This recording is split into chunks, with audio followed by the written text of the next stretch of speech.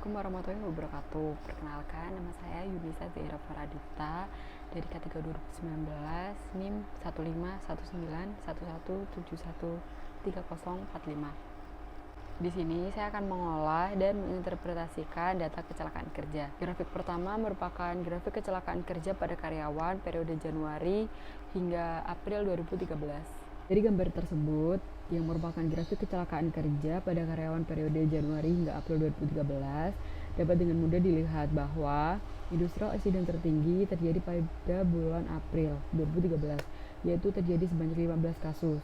Kemudian pada bulan Januari sebanyak 14 kasus, yang mengalami penurunan pada bulan Februari sebanyak 5 kasus, dan kemudian mengalami kenaikan lagi pada bulan Maret 2013. Sedangkan pada traffic accident, kasus tertinggi terjadi pada bulan Maret, yaitu terjadi sebanyak 14 kasus, yang kemudian mengalami penurunan pada bulan April, yaitu sebanyak 8 kasus. Sedangkan pada bulan Januari, traffic accident terjadi sebanyak 11 kasus, dan kemudian mengalami penurunan grafik pada bulan Februari sebanyak 7 kasus.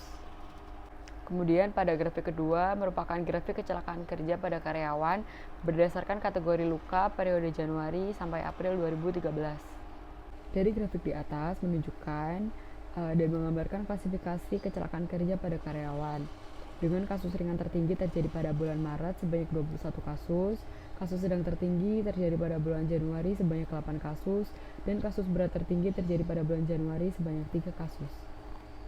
Pada bulan Februari mengalami penurunan pada kasus ringan, sedang, dan berat, yang mana kasus ringan dari 15 kasus menjadi 8 kasus, kasus sedang dari 8 kasus menjadi 2 kasus, dan kasus berat dari 3 kasus menjadi 2 kasus. Kemudian pada bulan Maret mengalami kenaikan grafik pada kasus ringan dan sedang, dan mengalami penurunan pada grafik kasus berat, yaitu kasus ringan mengalami kenaikan dari 8 menjadi 21 kasus, kasus sedang dari 2 kasus menjadi 3 kasus, dan kasus berat dari 2 menjadi 1 kasus. Lalu pada bulan April mengalami penurunan kembali pada kasus ringan, dari 21 kasus menjadi 16 kasus, namun mengalami peningkatan pada kasus sedang dari 3 kasus menjadi 6 kasus, dan tidak ditemukan lagi kasus berat.